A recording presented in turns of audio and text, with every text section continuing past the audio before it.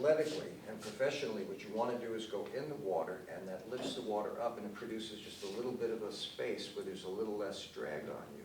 But it produces a wave in front. Everybody get this? It produces a wave in front. Okay. So I finally know how to swim, and I know how to swim the right way. So my wife looks at me and says, you know how to swim, you've been athletic. Why don't you go out there and get that kid's ball? So I go out in the water and I start swimming for that ball. Now the problem is that we have about a 7 to 10 mile an hour wind. And when it gets out in the lake, the trees are still back there, and so the wind comes down over the trees, and now there's no resistance. And the wind is pushing the ball. And it's a true story, and I'm swimming, and I'm getting closer, and the ball's still going out, and I'm getting closer. Your muscles are designed to put out something called lactic acid. It's a mild paralytic that keeps you from exercising so much you blow up your heart. And if you've never done a lot of athletics, you don't know what it's like to literally get to the end of your energy, where your muscles just, they paralyze. And I'm real close to the ball, and I'm in fresh water, there's no buoyancy, and I'm way over my head. And it suddenly occurs to me, my arms are so heavy, I don't know if I'm going to make it to that ball, and if I don't make it to that ball, I have no way to tread water because my arms are, and I'm real close. And I realize if I don't make a leap for that ball and get a hold of that ball, I'm going to go down. I'm going to die that day. So, all the adrenaline I have left, I jump for that ball, and two thoughts go through my head, boom, boom. The first is, I hope there's not so much air in that ball that when I go out to grab it, it doesn't go bloop, because then I'm going to drown. But if I do get a hold of it, I hope there's enough air in it to hold me and the ball up, or we're both going down. Well, obviously there was enough air in the ball. Holding on to that thing, I bet 4 or 5 minutes, finally the lactic acid starts to dissipate, and I dog paddle my way back in. I get to the shore, and everyone stands up and applauds, you know. And I sit down on the blanket next to my wife, and she says, you okay? And I said, no. I said, do me a favor. Monday, remind me to go to the courthouse. She goes, courthouse? What do you want to go to the courthouse for? I go, I want to change my name. She goes, change your name? What do you want to change your name to? And I go, Forrest Gump. Stupid is as stupid. I could have gone across the street for $3 and bought that kid a new ball. I almost drowned trying to be a hero.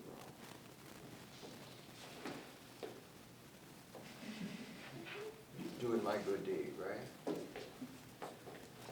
And then there was another time outside of Benton Harbor, just before you get to Chicago at midnight in the riptide. Do not fight a riptide. You will be a mile or two down if you get out of the riptide. Don't fight a riptide or you won't get out of the lake. Now, that's a true story. Now we're going to Hollywood on video. Adjust the story, but this didn't happen. I want to adjust the story now, so I can make a point. Everybody with me? Because I did this in one class 4 or 5 years ago, and this nurse never understood that this was an adjustment to the story, and couldn't believe that I did what I'm telling you I did, but I didn't do it. It's a story. We all with me? So let's imagine for a moment that we go a week ahead, and I'm back with the family at the beach, just like I was last week. Set the blanket out and look out on the lake, and there in the lake, instead of a beach ball, is your child. And the problem is your child is 50 yards further out than last week when I almost drowned myself over that dumb beach ball. And the kid's screaming for help. My wife looks at me and says, you got to go out there and save that child. And I said, well, wait a minute. And I take out my golf rangefinder. You can tell exactly how far away. I said, well, I don't think so, baby. That thing's 50 yards out further than last week, and I almost killed myself last week. Well, you got to go. Well, hang on a minute. I know I can't make it. And everyone else on the beach starts saying, well, you got to go. The kid's drowning. I said, I know the kid's, hang on a minute. I know the kid's drowning, but I'm not going to make it. I got 2 kids. I got 2 more that no one knows about. They're coming years from now. And I feel bad. I mean, really, I do. I can't make it. And everybody's angry with me. You have to go. Why do I have to go? You're the only one who can swim that far, but I can't swim that far.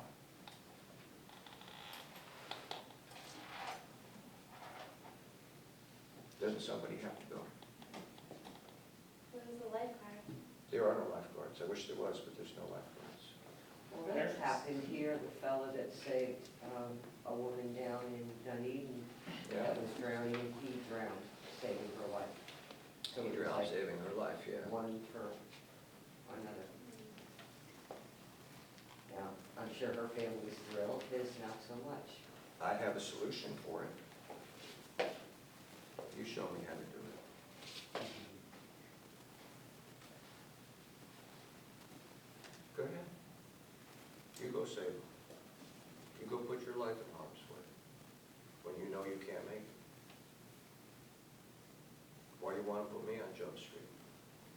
Take me away from my kids and my life. I feel bad. Where are the parents in this situation? No idea. However, I have a friend who went to the beach one day, this was in Lake Michigan, with his best friend. And Dave was exhausted, and his friend was tired, but his friend promised he'd stay awake and watch the kids. That was on a Sunday. The day before, I almost lost my youngest one. It was windy that day out on the lake. Corey was out playing about 15, 20 yards out. Next thing you know, a big wave came up, and Corey disappeared, and Corey didn't come back up. And I started to go towards the water, and Corey popped up. Well, Kristen never popped up on Sunday. She ended up another 100 yards down the beach. She drowned. His friend had fallen asleep.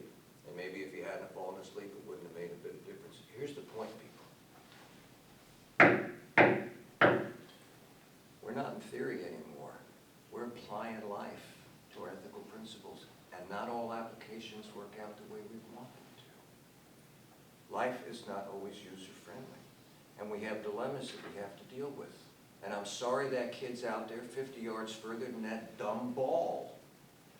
And if I hadn't have gone out and got the dumb ball last week, I probably would go out and try and get the kid because I wouldn't know any better, and I'd drown and he'd drown, and that would be the end of that story. But I know better. I know my limitations. What am I supposed to do? Just because you want me to go, I'm supposed to go? You go. You show me how it's done. You be deontological. You go risk your life. It's a conundrum. A conundrum means it's between a rock and a hard place. There's no easy solution. Now, let's go another week forward. This is fantasy. Let's go another week forward. We get to the beach. The family gets everything laid out. And before I know it, there's a little kid out there 50 yards further than the beach ball 2 weeks ago. Only this time it's not your kid, this time it's my kid. Now what do you think I'm going to do? So not there. I know I'm not going to make it. It's my Joey, it's my special needs boy. He's got Asperger's syndrome. He's autistic. I know I'm not going to make it. What I hope happens is before Joey goes down, I get there.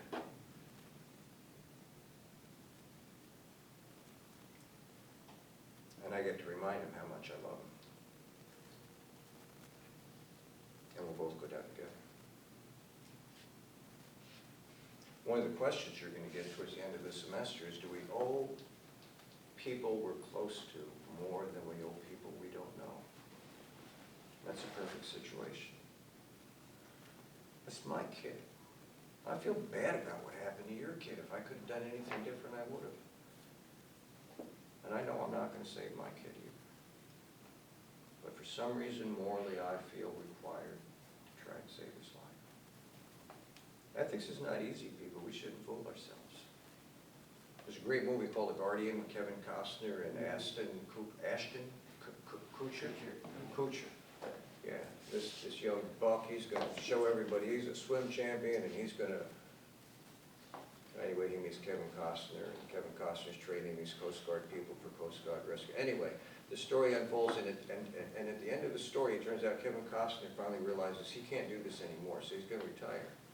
And Ashton Kutcher, the whole movie, keeps asking Kevin Costner, well, what's your number? How many people have you say, this Coast Guard rescue, you go out of Kodiak, Alaska, it's cold up there, you can die just jumping into water. You jump more than 50 feet down, that water becomes like concrete, you'll literally break your bones. So Costner's at the end of his career and he's ready to quit. Aston Kutcher says, before you go, it's something I gotta know. Well, Costner knows what he's gonna ask him anyway. So Aston says, what's your real number? Costner's done this his whole life, put his life at risk every day as an adult, like a lifeguard. And he says 22. And Aston Kutcher says 22. Okay. He was expecting triple digits or something. Thought it might be more, and Costner says that's the number of people I couldn't save. The only number that matters. Because you can't save everybody. It would be nice if we could, you can't save everybody. So sometimes you have to let go. Hardest thing in the world if you're a first responder to let go. But that's life. You can't save. Now, if your character's not built in little things, it's going to be difficult to pass the test. No harm, no foul. Most of us never see the reality of deontological morality. We're not put in that situation. But if we are, there'll be a test. It's not personal. Life just dishes them up. We have an opportunity to respond to it. That's why we call them first responders.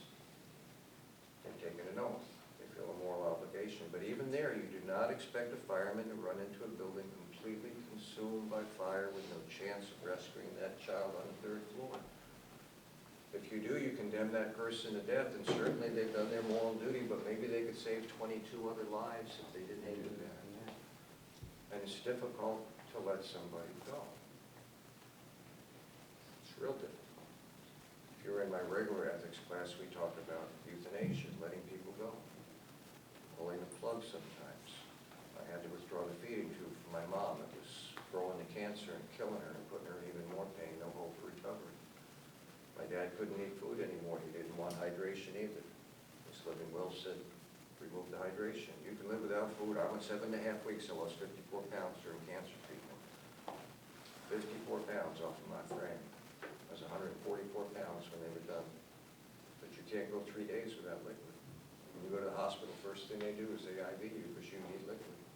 And his will said, if I can't eat, I don't want liquid. That was his last wish, 90.5 years old. Doctor said, what do you want me to do? I said, you respect that man's wishes. I may want it differently, but that man took time for months when he was still rational to think about the outcome and end days of his life, and he does not want hydration. He removed the hydration. 12 hours later, he passed away, 2:41 in the morning on December 30th. It's life, people. So, I'm sorry about the weight of this, but I needed to make a point. Okay. This box, foundation in which is principles. Teleological, deontological, those are our principles. The theory, utilitarianism, moral virtue, ethics of caring, moral duty. How we apply those to life situations is how we enter into applied ethics. And this course will examine